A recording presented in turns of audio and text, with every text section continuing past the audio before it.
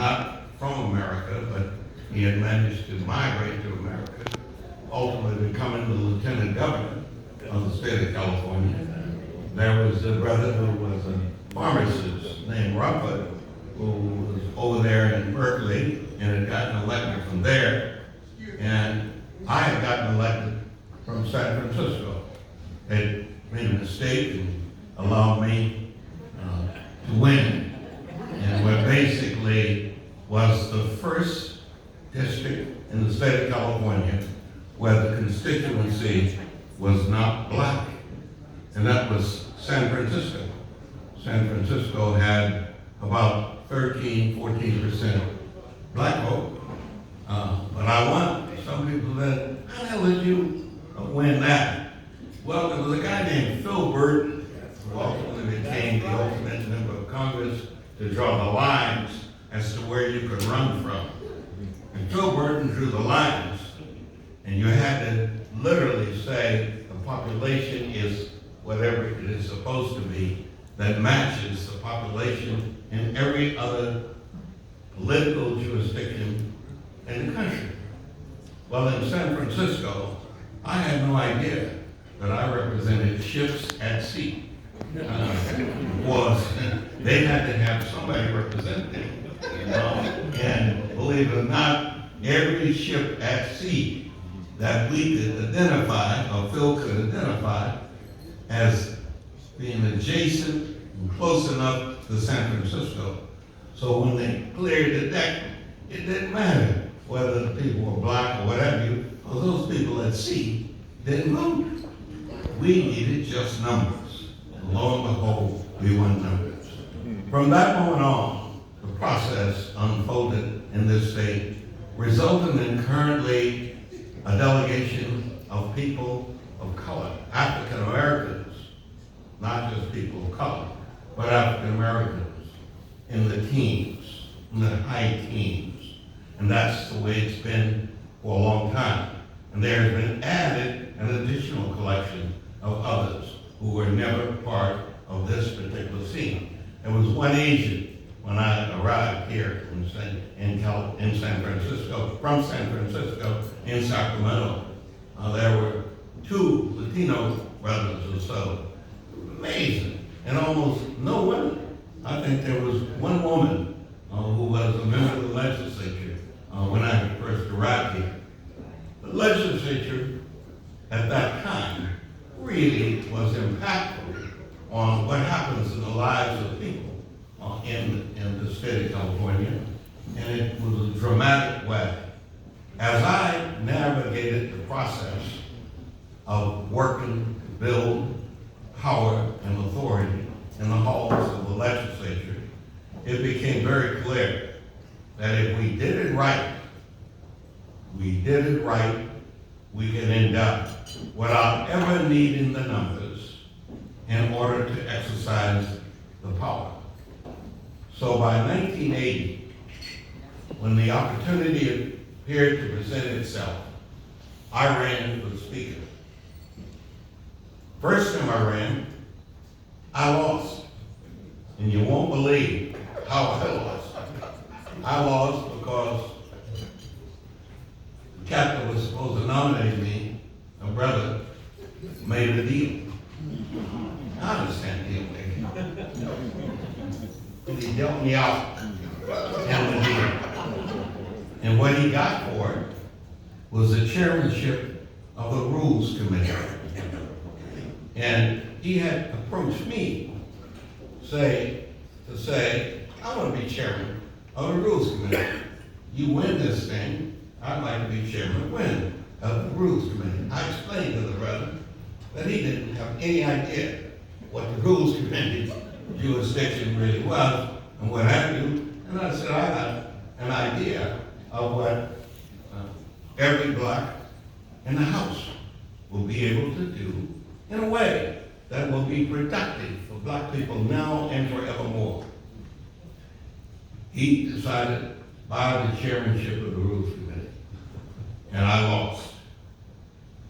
In the process of losing, a very short period of time, there was a request by the membership skill set that you bring to it best fits by running the place.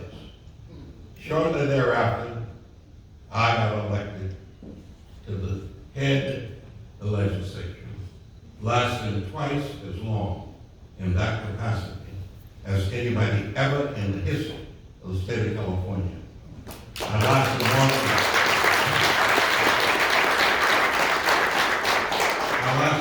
more than 14 years.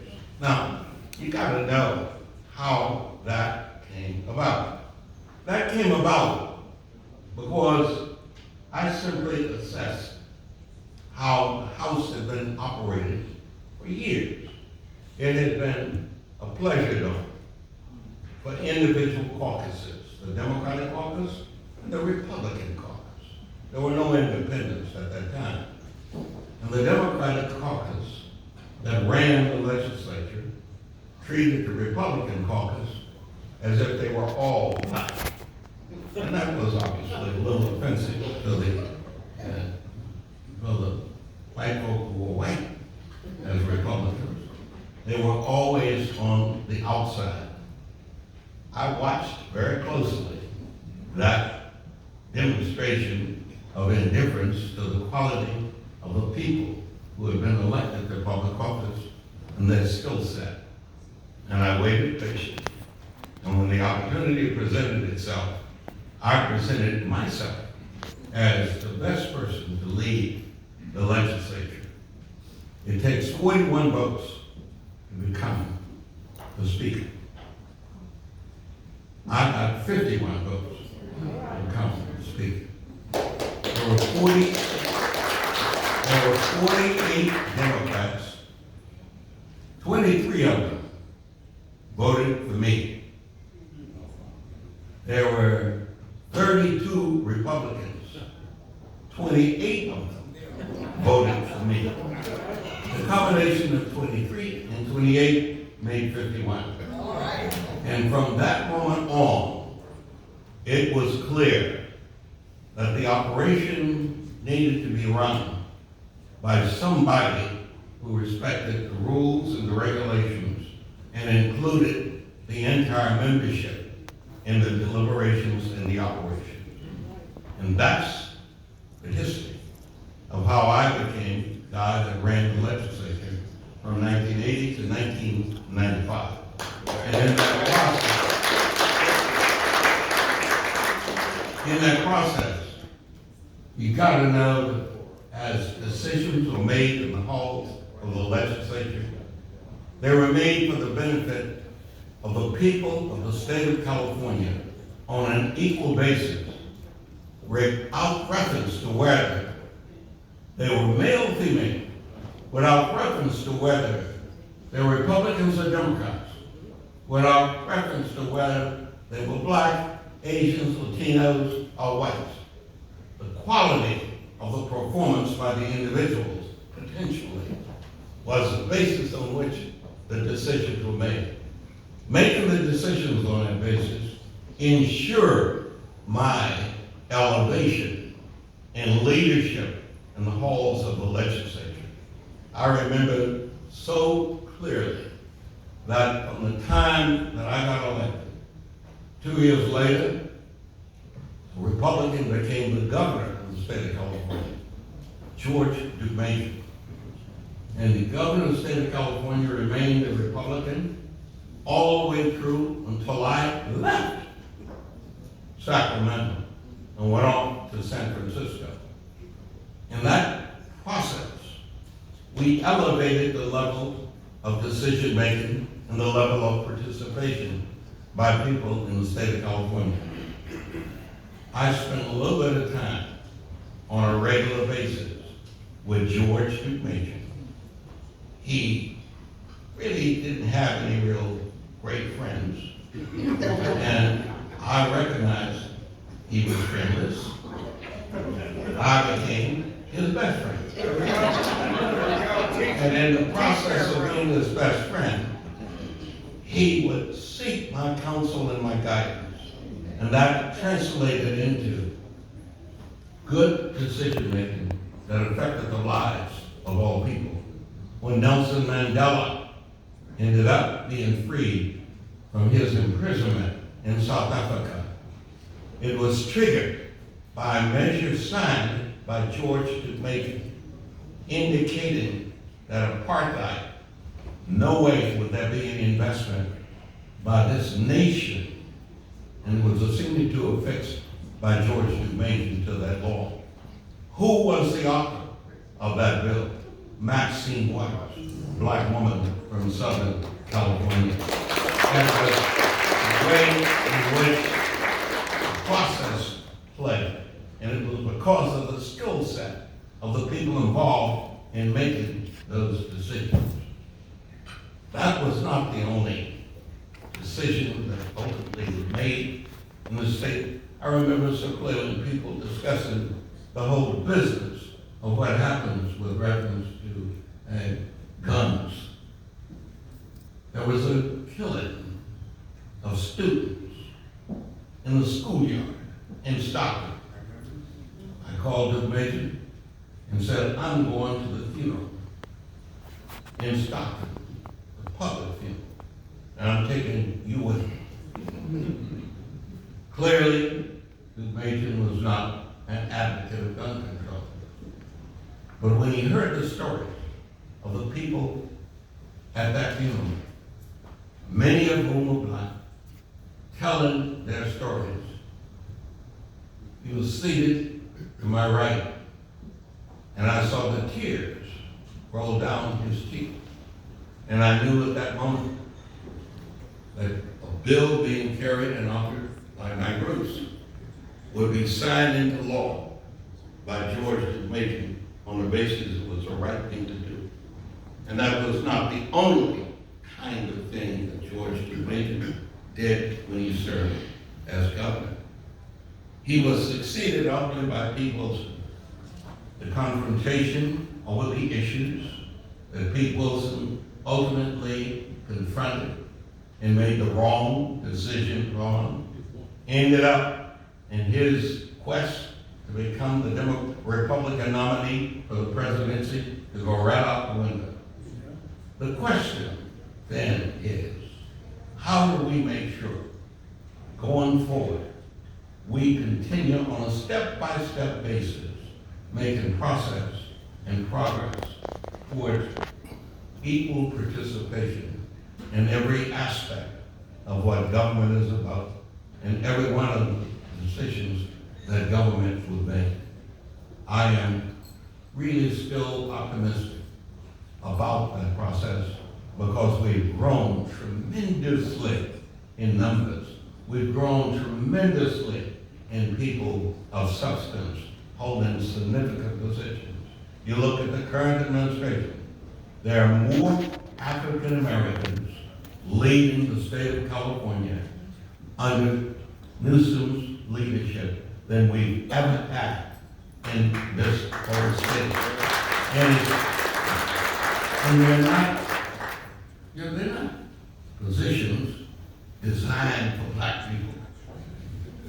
They are positions designed for quality leadership to head. And that's what you have currently. And this organization can run its program because you have a listening ear in the categories that you might want to address. You have precedent set for performance in those respective categories. I said that because in the first time that I drew the lines on who would do what to whom, nobody had ever heard of a black person being chair of public utilities.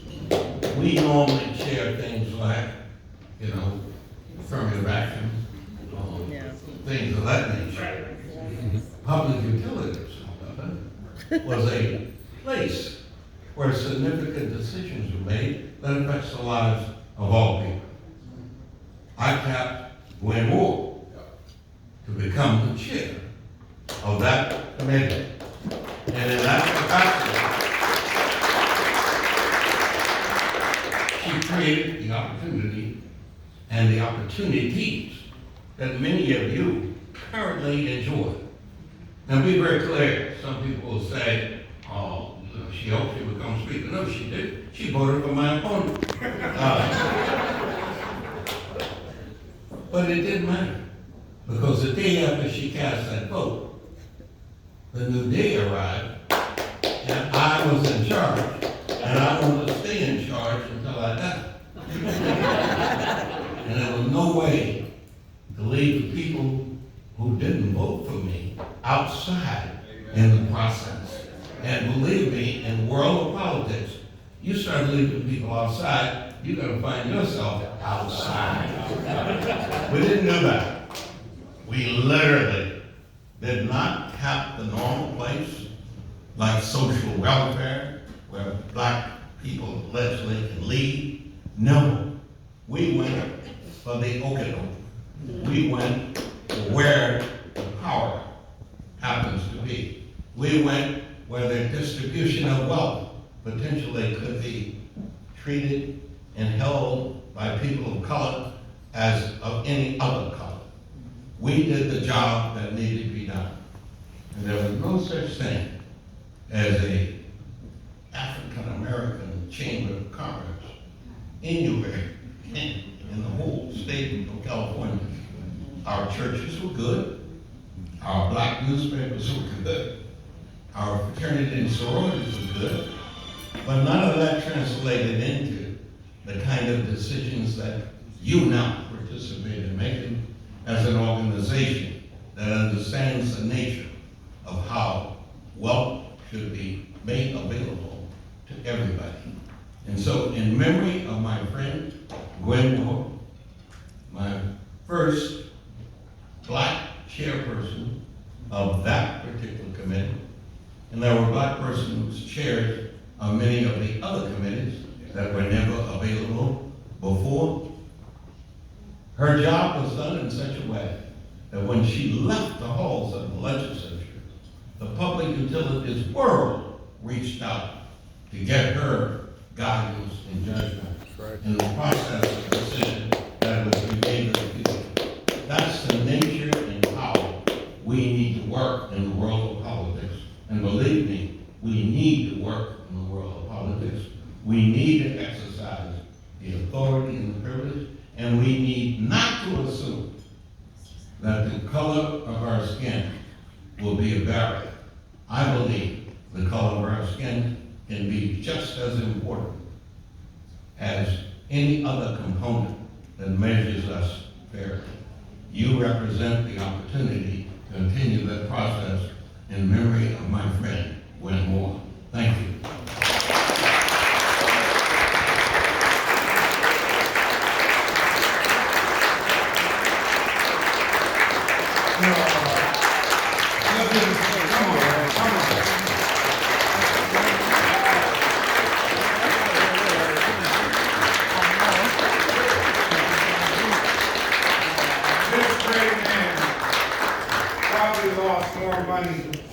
In this speech than Billy Rutland and I made all last year, okay? So that's why I'm always so honored. 90 years old. Give it up.